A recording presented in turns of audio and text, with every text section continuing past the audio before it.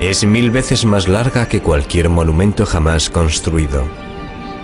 Se empezó a construir antes del nacimiento de Cristo. Seguían trabajando en ella cuando Colón descubrió América y miles de personas murieron mientras se estaba haciendo. ¿Qué temores ocultos condujeron a los chinos a construir la Gran Muralla? Una muralla a la que llamaron el mayor cementerio del mundo.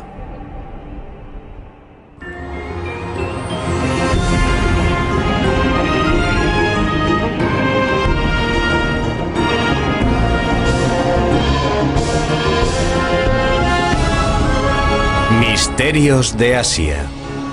La Gran Muralla China.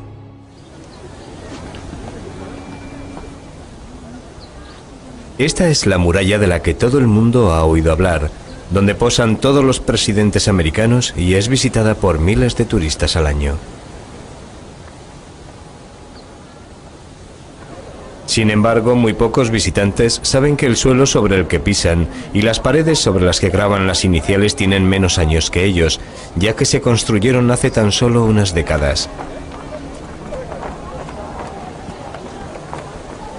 Pero hay una muralla perdida muy poco visitada y filmada que se encuentra justo sobre el horizonte.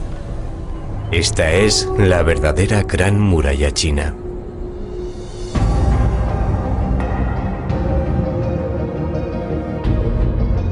Comienza en las orillas del Mar Amarillo, se extiende a través de las montañas en dirección norte, atravesando Pekín, y llega hasta el corazón del norte de China. Tiene grandes castillos fortificados y atalayas situadas en los pasos de montaña importantes, por donde los ejércitos enemigos podían fácilmente romper las defensas. Edificada junto a las orillas de algunos grandes ríos, se extiende también a través de desiertos inhóspitos y de altas montañas.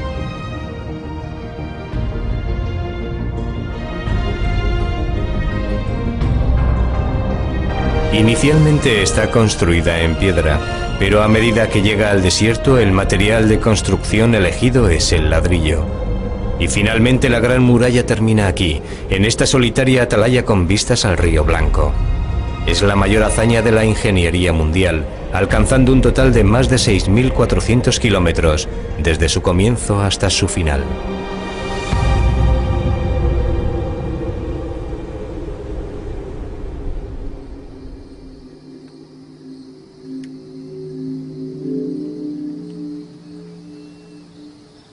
Este es el 15º amanecer que Chen Dalin ha fotografiado durante este mes.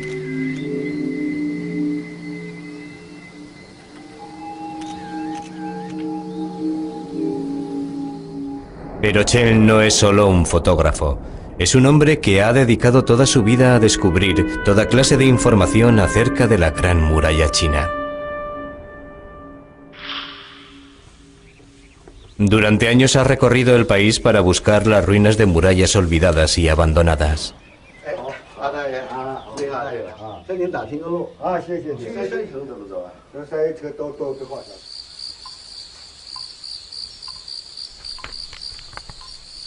A menudo las únicas pistas que encuentra están en algún texto antiguo. Y es él quien tiene que descifrar las misteriosas claves y situarlas dentro del paisaje actual.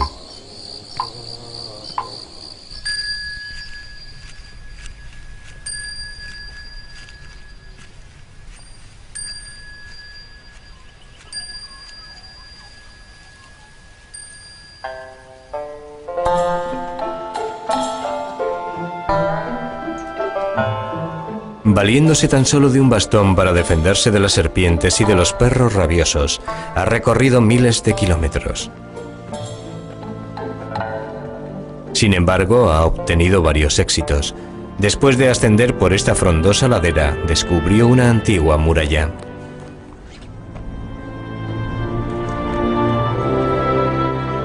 Nadie se había dado cuenta antes de su existencia, pero hubo un tiempo en que formó parte de una antigua gran muralla, aunque esta data de un tiempo anterior y está localizada en un sitio diferente al de la gran muralla que todo el mundo conoce. Y cuanto más investigan arqueólogos y científicos, más misteriosa se nos presenta la Gran Muralla. Chen ha descubierto miles de murallas abandonadas. De hecho, si alineásemos todas las murallas que ahora conocemos, sumaríamos un total de 56.300 kilómetros, casi lo suficientes para dar 2 vueltas a la Tierra.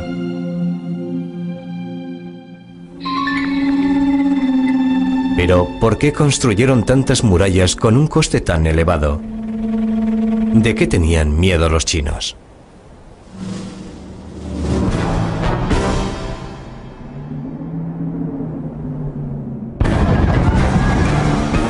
Se dice que se podía presentir su llegada por su olor, incluso antes de oír el ruido de sus caballos.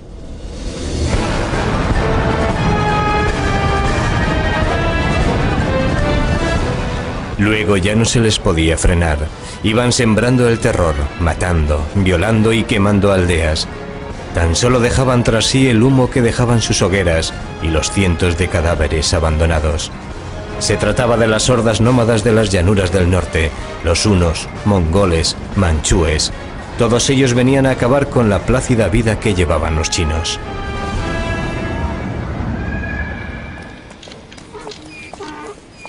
Los chinos vivían aterrorizados por estas tribus nómadas y odiaban su difícil forma de vida. Un famoso poema decía: no tienen campos ni pastos, solo tierras baldías donde yacen los huesos entre arena amarilla. Estas tribus nómadas vivían solo del ganado. Sus animales les proporcionaban todas las necesidades básicas como comida, leche, carne, pieles para hacer tejidos y fabricar la yurta o tienda de los nómadas. El estiércol les proporcionaba combustible. Era la única manera de alimentar un fuego en este inhóspito paisaje. Las duras condiciones climáticas obligaban a los nómadas a trasladarse en busca de mejores pastos para el ganado. Cuando las enfermedades y el frío diezmaban sus animales, las hordas nómadas invadían a los chinos cuando estos se negaban a comerciar con ellos.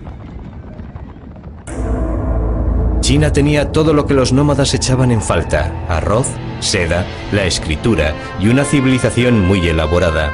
La muralla china servía de barrera entre el mundo civilizado de los chinos y el de los bárbaros. Durante siglos, los chinos han sido agricultores. Si sientes que formas parte de la tierra, permaneces en el mismo sitio y vas acumulando posesiones: tierra, ganado y casas que llenas de muebles y bienes. Llevaban una forma de vida constantemente amenazada por los ataques de los nómadas, y por esta razón, desde tiempos remotos, los chinos construyeron murallas alrededor de sus aldeas y de su país, para protegerse de sus enemigos. La construcción de murallas era una característica tan arraigada en la mentalidad china que la palabra china para ciudad es la misma que para muralla.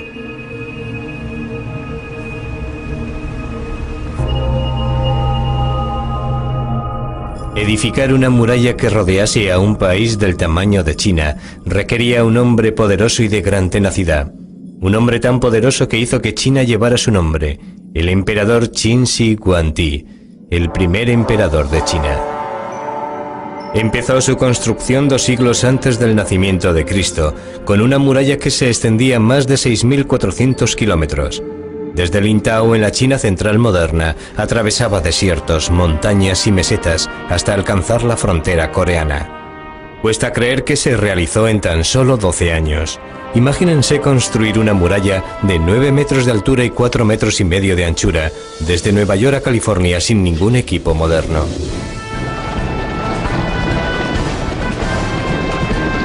En un principio, Shi Huangdi solo gobernaba un pequeño estado en el extremo noroeste chino, pero este no era suficiente para él. Se rodeó de un ejército invencible y uno por uno fue conquistando todos los estados vecinos. Se decía que Qin tragaba a sus vecinos tal y como un gusano de seda devora una hoja. Con toda China bajo su mandato, el emperador Qin llevó a cabo varias medidas, como crear una moneda única, el primer euro mundial. Estas son las buenas noticias. Las malas son que fue un tirano paranoico quien volvió a escribir la historia gracias a sus desmanes. El descubrimiento de su tumba ha puesto de manifiesto tanto el esplendor como el terror que se vivió durante su reinado. En 1974, al este de su sepulcro, se excavó todo un ejército de terracota, soldados que protegían a su emperador de los espíritus malignos. Y no se trata de miniaturas. Son de tamaño real. Hasta el momento los chinos solo han excavado el 10% del yacimiento y ya han salido a la luz miles de soldados y unas 10.000 armas. Si se observan de cerca sus facciones, se comprueba que cada uno es diferente.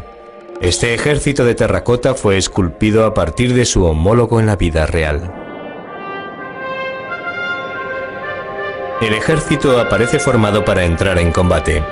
En la parte de atrás se encuentran una serie de mandos superiores dando órdenes.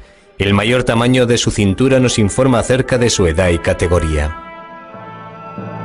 En suma, se empleó un total de 700.000 hombres durante 38 años en la construcción de la tumba del emperador Qin. Una vez que había unificado China y reorganizado su imperio, Qin Shi Huangdi envió 300.000 soldados a la frontera del norte para poner fin a las incursiones de los nómadas. Cuando terminaron su trabajo, el emperador les ordenó que permaneciesen allí, y con 500.000 más de campesinos se encargaron de edificar la primera gran muralla china.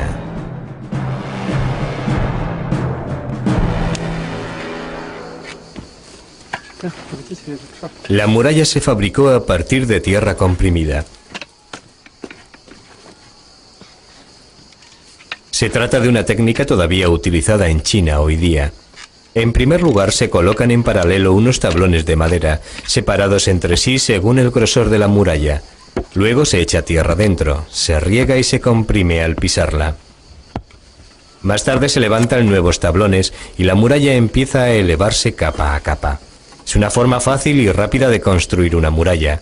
Se ha calculado que es 100 veces más fácil que construirla con piedra. Esta es la forma en la que Shi Huangdi edificó una muralla de 6.400 kilómetros en tan solo 12 años.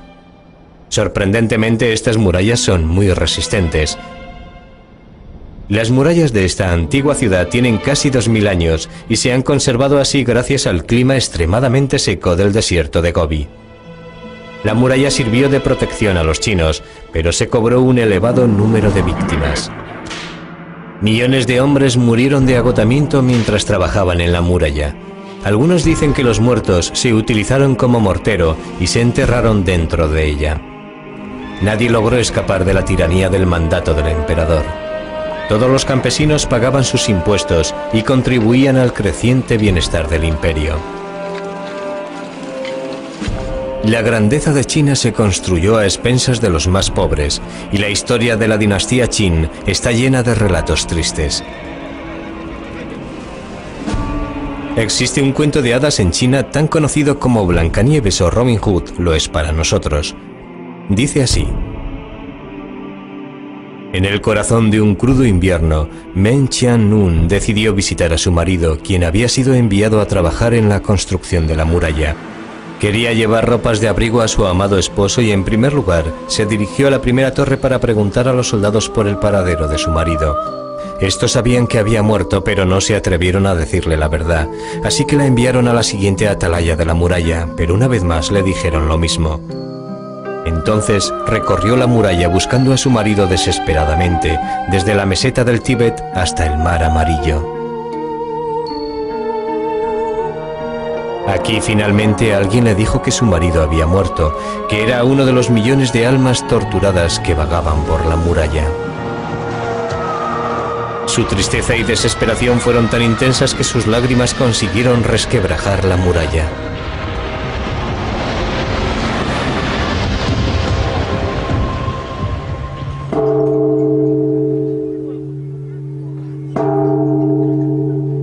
Hoy día existe un templo dedicado a Meng Qianlun. Los peregrinos acuden a este lugar a tocar una campaña que da buena suerte y rezar frente a su estatua. Incluso pueden observar a través de un telescopio la brecha en la muralla causada por las lágrimas de su heroína.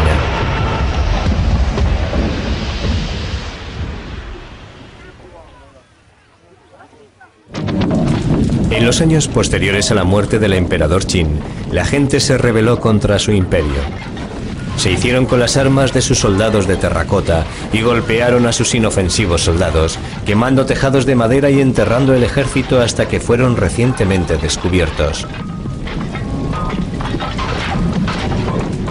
Pero esta sublevación campesina apenas tuvo ningún efecto en los futuros emperadores.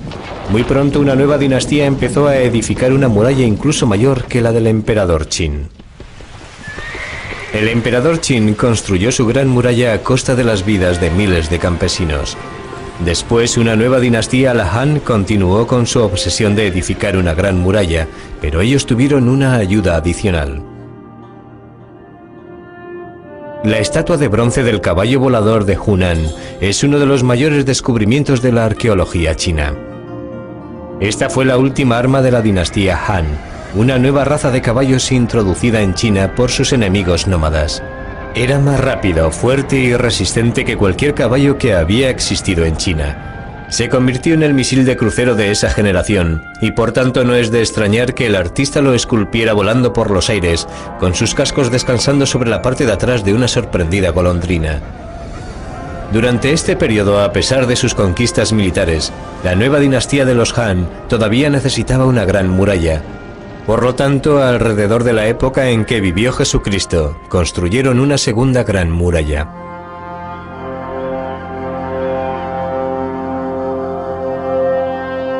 Esta se extendió a lo largo de 10.700 kilómetros y se convirtió en la mayor construcción de toda la historia de la humanidad. Tiene un total de 4.300 kilómetros más que la primera gran muralla del emperador Qin. No hay madera, agua o roca en el desierto. Sin embargo, los Han se las arreglaron para edificar una muralla que ha resistido la erosión durante 2000 años. Todavía se pueden observar las capas, construidas con los materiales de la zona, capas de tierra comprimida, ramas, cortezas, tamarisco y estiércol de caballo. Esta muralla ha soportado condiciones climáticas extremas que van desde el calor tórrido durante la mitad del año hasta los vientos helados de la otra mitad. Pero edificar esta muralla en medio de un desierto inhóspito constituyó solo la mitad de la tarea. Debía ser vigilada. Se ordenaba a los soldados estar en constante vigilancia y no moverse un milímetro de sus puestos. Este era el trabajo de los que vigilaban estas atalayas, construidas a unos cuantos kilómetros de la muralla actual. A pesar de tener uno de los mayores ejércitos del mundo, la muralla era tan larga que carecían de los hombres suficientes para colocar un centinela cada cierto número de metros. Por lo tanto, avisar del ataque enemigo con antelación se hizo crucial.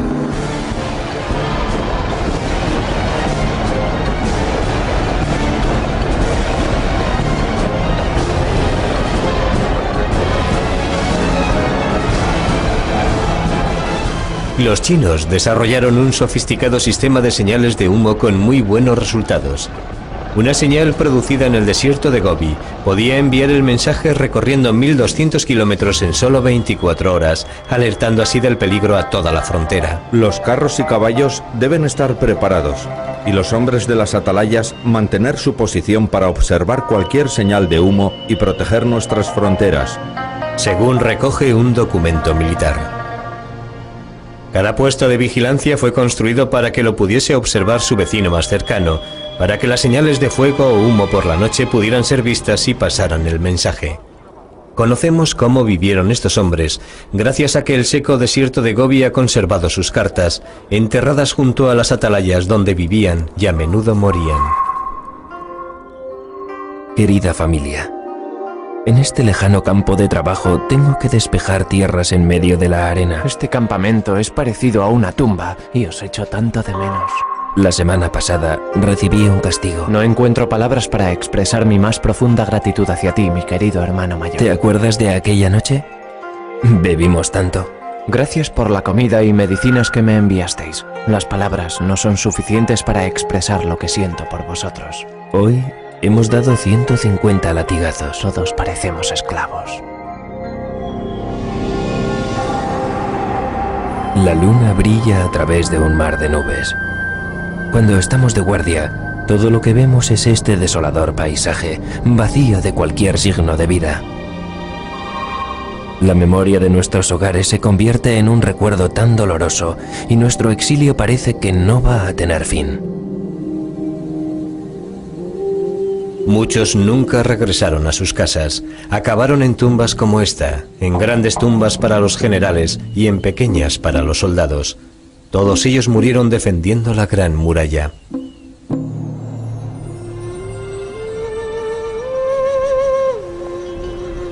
Pero el sufrimiento de los soldados sirvió para algo. Su presencia preservó de los ataques enemigos a comerciantes y viajeros. Las caravanas que nunca se apartaban de la protección que ofrecía la muralla abandonaban China cargadas de seda, pieles, cerámica y ruibardo, una planta desconocida en el oeste y muy apreciada en medicina. Esta fue la famosa Ruta de la Seda.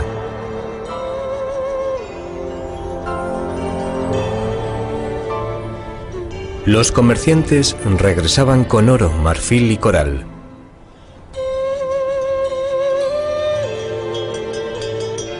Se trataba de una ruta muy peligrosa, ya que atravesaba los mayores desiertos del mundo. Pero al menos la muralla y sus guardianes les protegían de los ataques de los bandidos a lo largo de su extensión. La Gran Muralla originó una vertiginosa reacción en cadena para la dinastía Han. Ofrecía protección a las caravanas de la Ruta de la Seda. El número de caravanas aumentó y prosperó, y los Han se enriquecieron y extendieron sus territorios hacia el norte y el oeste de la Gran Muralla. Cansados de dar vueltas en la base de una muralla que no podían traspasar, los nómadas se dirigieron hacia el oeste y conquistaron Asia Central y Europa del Este, amenazando también el otro gran poder del viejo continente, Roma. Cuando Atila el Huno, el azote de Dios, avanzó sobre Roma, tenía miedo de que el Papa Leo se dirigiera a las puertas de la ciudad para suplicarle que no atacase la ciudad sagrada. Este encuentro entre paganismo y cristiandad nunca hubiera tenido lugar sin la existencia de la Gran Muralla. Según la leyenda, Atila, un hombre muy supersticioso, optó por la retirada ya que el nombre del Papa significaba el león. Pero tan solo se trató de un alivio temporal para los romanos. Un ataque posterior hizo que Roma se rindiera ante Atila, quien sumergió a Europa durante 5 siglos en las llamadas Edades Bárbaras.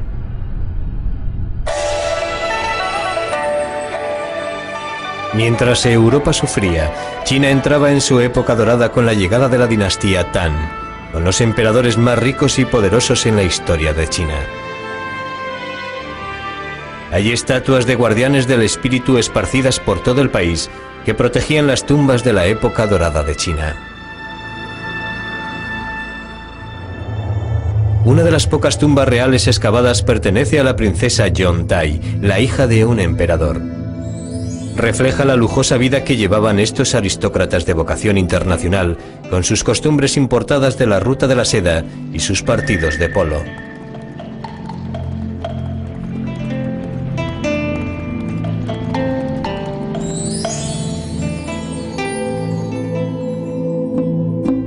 Los ejércitos de la dinastía Tang controlaban grandes áreas a ambos lados de la muralla, por lo que ya no se utilizaba como sistema defensivo y se convirtió en una ruina. Para mantener el orden en las estepas, los Tang prefirieron dar mayor importancia al comercio y la diplomacia, más que al sistema defensivo de la muralla. Y los mejores diplomáticos de la época eran las princesas chinas. Cada cierto periodo de tiempo se elegía una princesa para casarla con un jefe nómada. Se enviaba con sus eunucos, criados y montones de lujosos regalos.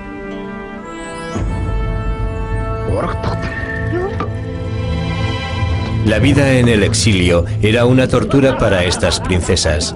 Estaban acostumbradas a ser tratadas como frágiles bellezas de porcelana, y ahora se les obligaba a comer trozos de carne cocida, beber leche fermentada de yegua y dormir con un marido bárbaro que nunca se lavaba. Una princesa se lamentaba así. Mi casa es la yurta. Mis paredes son de fieltro. Mi bebida es la leche fermentada. Vivo en un país extranjero soñando en convertirme en una grulla amarilla para poder volver a mi hogar. Enviar una princesa al exilio y casarla con un bárbaro parecía en principio un precio muy pequeño para comprar la paz. Era desde luego un sistema más barato que construir y vigilar una gran muralla. Pero esta política solo tuvo un éxito transitorio. Un nuevo peligro les acechaba desde los eriales del norte del país. China estaba a punto de enfrentarse con el guerrero más cruel que ha conocido la historia. Más allá de la gran muralla, los pueblos bárbaros recorrían Asia destruyendo aldeas y saqueando todo lo que se les cruzara en su camino. Aquí empezó la peor pesadilla que ha vivido China, con el nacimiento de un niño con su mano derecha empapada en sangre, un presagio de lo que iba a suceder.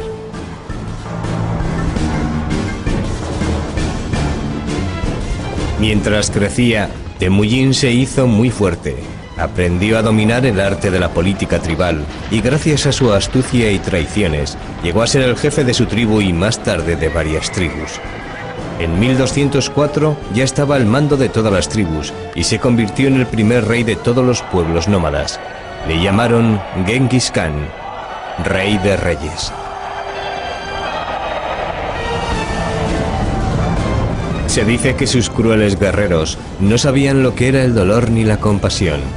Podían cabalgar durante días sin desmontar. Cuando escaseaba la comida sorbían la sangre de sus caballos. Nunca hacían prisioneros, ya que masacraban ciudades enteras. La gente les tenía tanto miedo que se rendía sin ofrecer resistencia. Genghis pronto dirigió su atención hacia el sur, hacia las fértiles tierras de China. La mano sangrienta de su nacimiento estaba a punto de cumplir con su terrible destino. Durante el verano los cauces secos de los ríos ofrecían rutas fáciles de invasión a los nómadas, cuya intención era saquear las ricas ciudades chinas de las llanuras. Por esta razón estos pasos permanecían fuertemente vigilados, a pesar de que habían dejado que el resto de la gran muralla se convirtiera en una ruina. Un ejército mongol de 100.000 guerreros invadió China a través de este paso situado al norte de la capital, Pekín. Hoy día es todavía la vía principal por donde el tren y la autopista en dirección a Pekín pasan a través de las montañas. Genghis Khan se detuvo aquí frente a la puerta norte de la fortaleza de Jiyongguan. Los chinos horadaron la tierra ante la puerta para colocar estacas que frenaran el avance de las hordas mongoles y sellaron la gran puerta de la fortaleza con hierro para impedir que la abrieran. Después de un mes de espera y sin ninguna señal de debilitamiento de la fortaleza, Genghis Khan decidió flanquearla. Mandó un grupo de soldados a través de las montañas, donde los chinos en esta época no se habían preocupado de mantener en pie la muralla, y atacaron la fortaleza por la parte de atrás. Cuando el ejército chino se dio cuenta de lo que estaba pasando, ya era demasiado tarde. Los mongoles avanzaban por la llanura atacando Jiyongguan por la retaguardia. Destruyeron la puerta norte y dejaron pasar a todo el ejército. Los bárbaros y extranjeros reinaban ahora en China. Fue una lección que los chinos nunca olvidarán. El sucesor de Genghis Khan fue Kublai Khan, quien gobernó el mayor imperio que ha conocido la historia. Se extendía desde China hasta las mismas fronteras de Europa y no necesitó la ayuda de una gran muralla, lo controlaba todo. A pesar de su influencia, Kublai Khan no iba a durar en el poder. Los chinos todavía consideraban a los gobernantes mongoles bárbaros invasores. Las devastadoras inundaciones del río Amarillo desencadenaron una revuelta popular contra los odiados soberanos extranjeros y los mongoles fueron derrocados.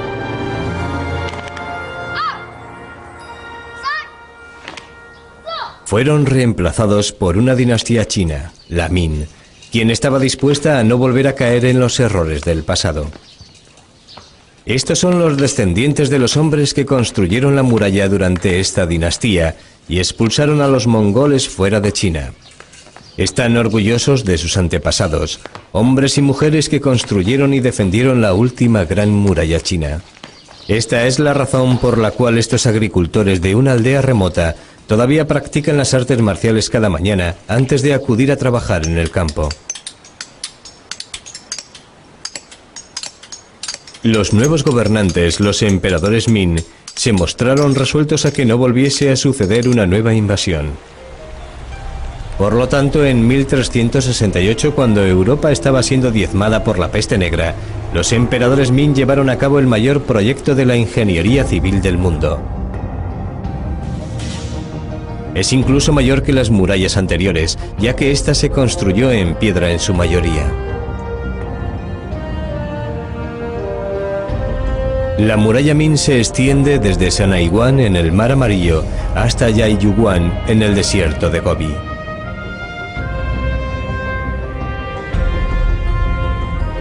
Atraviesa el país como una larga y sinuosa columna vertebral, con una longitud de 6.400 kilómetros y con miles de atalayas que sobresalen como si fueran vértebras.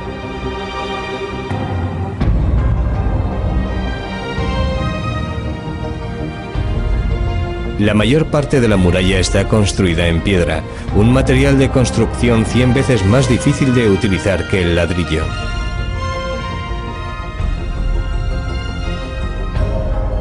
Las altas y escarpadas montañas no constituyeron un impedimento para los trabajadores. La muralla también debía ser vigilada entre estas cumbres nebulosas. Las atalayas jugaron un papel crucial en la defensa de la muralla. Si se necesitaban refuerzos, los guardias hacían una señal a la aldea situada a menos de 1 kilómetro de distancia. Aquí todavía permanecen en pie las paredes de los cuarteles abandonados de una antigua guarnición. Alrededor de 500 tropas estaban aquí estacionadas, y si esto no fuera suficiente, había incluso una mayor concentración de tropas en fortalezas a unos pocos metros de distancia. De esta forma, un pequeño número de hombres situados en la muralla podía avisar a un ejército de alrededor de 1 millón de hombres en cuestión de horas. Edificar una muralla de estas características no resultó nada fácil. Gran parte del trabajo fue realizado por convictos, quienes si morían debían ser reemplazados por otro miembro de su familia hasta que se cumpliese la sentencia impuesta. Cada 15 metros los trabajadores instalaron desagües para eliminar el agua de lluvia. Estos desagües siempre se construían por la parte interior de la muralla, el lado alejado del enemigo, para que éste no pudiera lanzar una cuerda hacia el conducto y escalar la pared. Aquí, en una ladera muy inclinada, la muralla se eleva en escalones hacia la atalaya. Por lo tanto, si el enemigo conseguía subir hasta arriba, estas cruciales atalayas serían defendidas ferozmente.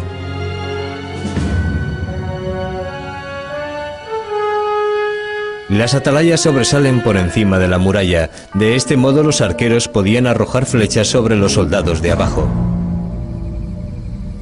Estos torreones tenían una zona cubierta para que las tropas se cobijaran del frío, descansaran y almacenasen las armas. En la zona descubierta de la parte de arriba, protegida por almenas, las tropas mantenían la vigilancia y contraatacaban. Es un sistema de defensa asombroso, sobre todo si tenemos en cuenta el terreno sobre el que se construyó. Esta sección es casi vertical, ya que se eleva sobre una fuerte pendiente. En esta parte tiene tan solo una anchura de medio metro y una caída de más de 300 metros.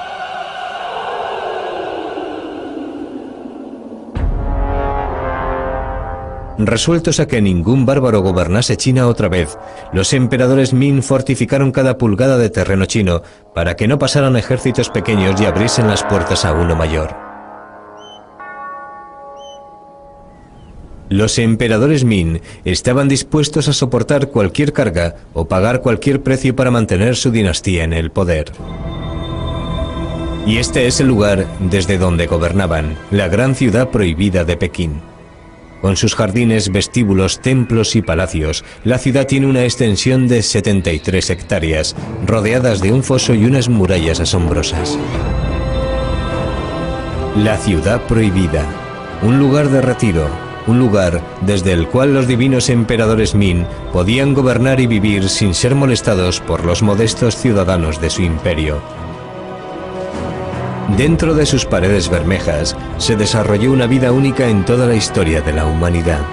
En su centro estaba el emperador, cuya vida estaba llena de complicados rituales necesarios para el gobernador de toda China. Si se celebraban, el país prosperaría y florecería la dinastía Ming. El emperador tenía a su servicio un ejército completo de concubinas y guardando a estas un ejército incluso mayor de eunucos. Uno de los últimos emperadores de la dinastía Min, Guanli, fue un monarca muy débil que consiguió permanecer en el poder durante 47 años. Guanli gobernó desde su palacio y nunca se dejó ver por sus ciudadanos o sus ministros, e incluso muy rara vez por sus eunucos.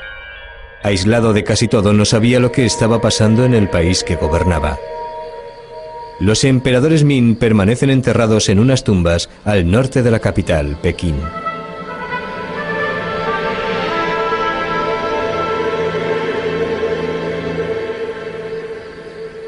Todas las tumbas guardan el mismo diseño, con un templo en la parte frontal y un recinto amurallado por la parte de atrás de la tumba subterránea.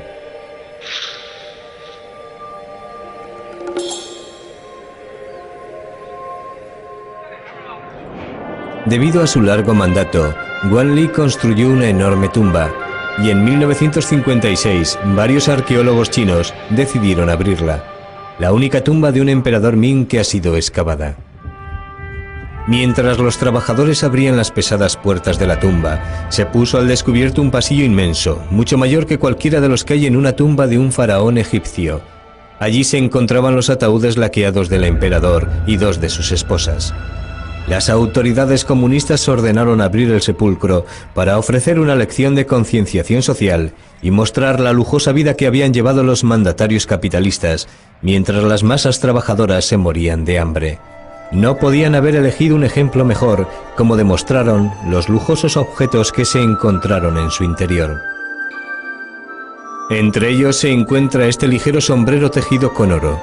La combinación de una vida lujosa y un gobierno incompetente no podía durar. La dinastía llegó a su fin 24 años después de que se acabó la construcción de esta tumba. Pero el fin de los Min no llegó a través de la muralla, estuvo causado por la belleza de una mujer. Los chinos creían que su gran muralla, construida por millones de obreros, les protegería para siempre, pero no fue así.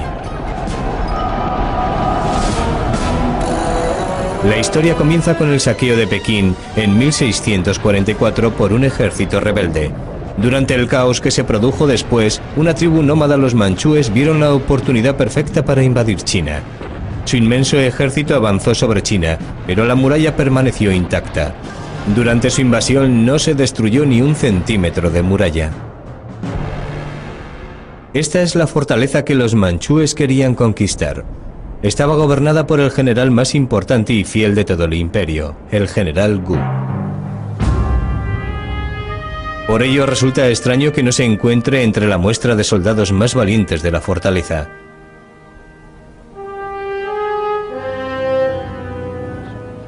No está incluido debido a lo que hizo cuando se encontró con el ejército manchú. El general tenía solo una debilidad, su amor por una concubina, la señorita Chan, conocida como la belleza de la cara redonda. Por desgracia, la señorita Chan también atrajo la atención del líder de los rebeldes chinos, quien acababa de saquear Pekín. Desesperado por recuperar su amor perdido, el general Gu pidió ayuda a su odiado enemigo, los manchúes, para acabar con la rebelión y naturalmente para liberar a su amada señorita Chan. Aquí en Sanaiguan, el general Gu hizo algo inconcebible. Abrió las puertas de la Gran Muralla para dejar entrar al ejército manchú. El mayor proyecto de la ingeniería civil mundial falló no debido a ninguna debilidad estructural, sino a causa de la sonrisa de una hermosa joven.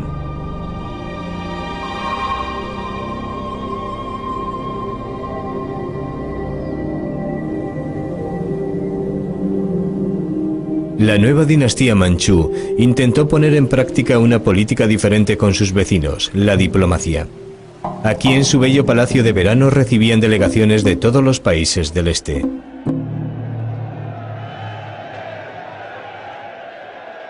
La asistencia era obligatoria. Esperaban que sus vecinos pagasen sus tributos al emperador. Esta era la diplomacia manchú. Pero los huéspedes debían sentirse cómodos. El emperador incluso envió oficiales al Tíbet para dibujar y medir la residencia del Dalai Lama y luego construir un modelo a escala para recibir a sus huéspedes. El Dalai Lama nunca hizo el viaje.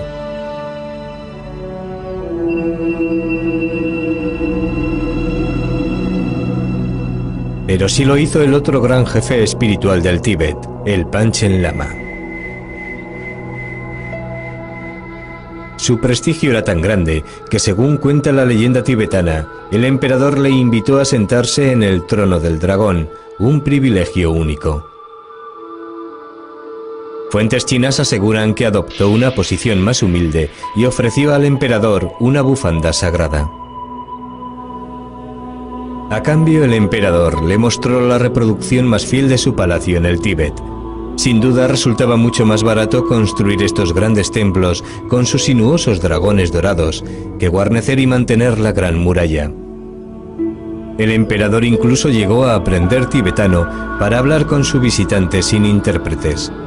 Además ordenó que todas las principales inscripciones públicas se tradujeran a todos los idiomas del Imperio Manchú: tibetano, chino, mongol y manchú.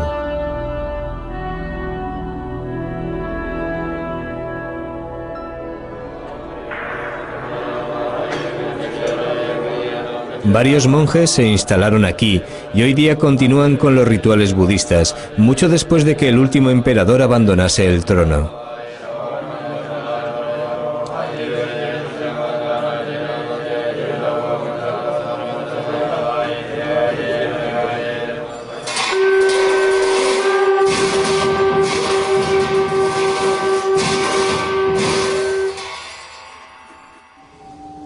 Y en cuanto a la Gran Muralla, los gobernantes dejaron que cayera en ruinas una vez más, ya que no la necesitaban como defensa.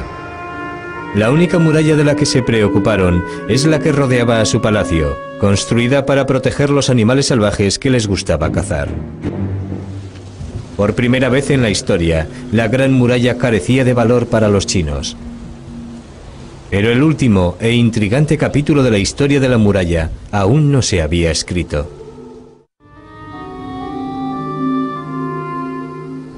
La Gran Muralla, el mayor y más asombroso portento del mundo antiguo, cumplió con su misión durante 2000 años. Sin embargo, fue tan solo en los últimos 200 años cuando Occidente se fijó en ella. En 1793, los británicos enviaron una expedición diplomática a China dirigida por Lord Macartney para iniciar relaciones comerciales con ella. Cuando Macartney se detuvo a admirar la muralla en su viaje a través de China, los guías chinos se vieron sorprendidos. ¿Por qué iba alguien a interesarse por un montón de piedras antiguas? Un miembro de la expedición hizo un boceto de la muralla, que es el reflejo de cómo ve la Gran Muralla la mayoría de la gente hoy día.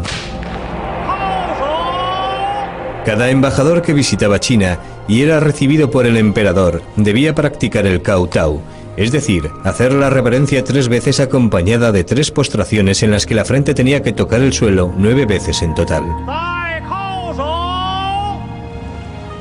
Cuando los ingleses llegaron a la residencia de verano del emperador, fueron agasajados con toda clase de lujos y pasaron varios días recorriendo sus bellos parques y templos.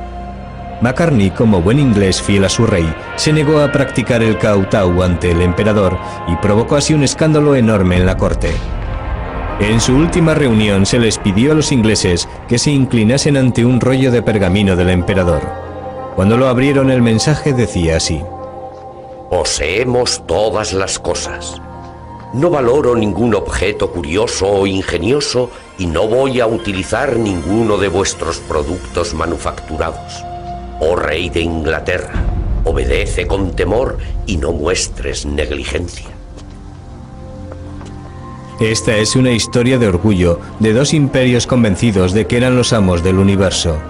Uno de los delegados británicos dijo: Entramos en Pekín como indigentes, permanecimos allí como prisioneros y lo abandonamos como vagabundos. Humillados, los ingleses planearon su venganza. Debido a su gran preparación militar, sabían muy bien que si entraban en guerra, encontrarían a los chinos en una situación de gran desventaja con respecto al mundo occidental. La Gran Muralla había quedado obsoleta. Esta es una preocupación constante para el hombre que conoce la muralla mejor que nadie. Cuando ya ha cumplido 60 años, Chen Dalin pasa cada día haciendo fotografías y buscando tramos perdidos de su querida muralla. Le preocupa el que ningún joven chino esté dispuesto a tomar su relevo. Le preocupa que la muralla se explote solo con fines comerciales. Y le preocupa que las secciones más remotas de la muralla sean destruidas simplemente porque nadie conoce su importancia.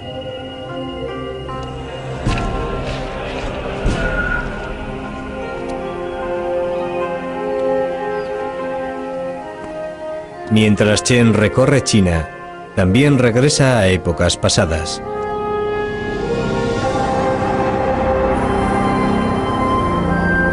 Hasta llegar al periodo del emperador Qin, en el que millones de chinos murieron construyendo la muralla.